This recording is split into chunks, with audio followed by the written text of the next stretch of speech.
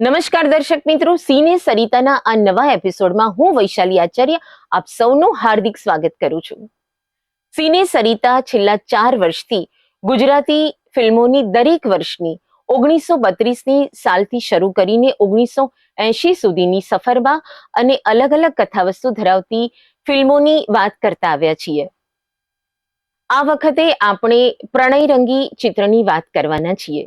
દિગ્દર્શક રામકુમાર બોહરા અને નિર્માતા મહેન્દ્ર બોહરાએ તે સમયની ખૂબ જ જાણીતી પ્રણય બેલડી ઉપેન્દ્ર ત્રિવેદી અને સ્નેહલતાને લઈને કેસર કાઠિયાણી ચિત્ર બનાવેલ હતું. તેના ગીત સંગીત અવિનાશ વ્યાસના હતા તથા કથા પટકથા મહેન્દ્ર બોહરાના હતા. આ ચિત્રમાં 2 રાજપૂત કુટુંબની વાત કરેલી છે. અભયસિંહ અને વીરસિંહ વચ્ચે દુશ્મનાવટ ચાલતી હોય છે. અભયસિંહને ત્યાં દીકરીનો જન્મ થાય છે. અભયસિંહને વસવસો રહે છે કે મારે દીકરો હોત તો દુશ્મનાવટ ચાલુ રાખે અને વેરની વસૂલાત થાય. આ જ સમયમાં વીરસિંહને ત્યાં દીકરો જન્મ્યાના સમાચાર ગામમાં વહેતા થાય છે.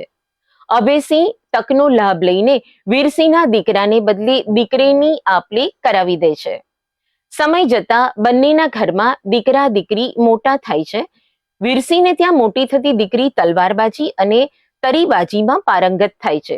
બીજી બાજુ અભયસિંહનું મૃત્યુ થાય છે અને દીકરો મોટો થતા ગામમાં સારા કામો કરીને લોકચાહના મેળવે છે. કુશળ દીકરાને વીરસિંહ તેના તબેલામાં ઘોડાને તાલીમ આપવાનું કામ સોંપે છે. ઘોડાને તાલીમ આપતા તે વીરસિંહની દીકરીને ઘોડા પરથી પડતી બચાવે છે અને બંને વચ્ચે પ્રણય થઈ જાય છે. વીરસિંહને તે જાણ થતા તેને ગામ છોડી જવાનું ફરમાન કરાવે છે. યેન કેન પ્રકારે અવનવી તરકીબો અજમાવીને બંને જણા મળવાનું ચાલુ રાખે છે. દીકરીના લગ્ન વીરસિંહ બીજા સાથે નક્કી કરે છે ત્યારે રાજાને માહિતી મળે છે કે હજી પણ બંનેનું મળવાનું ચાલુ રાખેલ છે. વીરસિંહ અને અભિસિંહના દીકરાને મારી નાખવાનું ફરમાન કરે છે. અવનવી ઘટનાઓ બાદ વીરસિંહને ખબર પડે છે કે જે તબેલા રાખેલો માણસ તેનો પોતાનો દીકરો છે અને તેને ત્યાં મોટી થયેલી દીકરી અભયસિંહની છે. અદલા બદલી થયેલા દીકરા દીકરીની સાચી વાતનો ખ્યાલ આવતા વીરસિંહ લાગણીવશ થઈ જાય છે અને બંનેના લગ્ન કરાવી આપે છે. સરસ મજાની કથાવસ્તુ ધરાવતી કેસર કાઠિયાણી ચિત્રમાં ઉપેન્દ્ર ત્રિવેદી, સ્નેહલતા, અરવિંદ ત્રિવેદી, પદ્મા રાણી, નારાયણ રાજગોર, રમેશ મહેતા, નલિન દવે, ઘનશ્યામ નાયક અને અજીત ઝાલાએ અભિનય આપેલ હતો.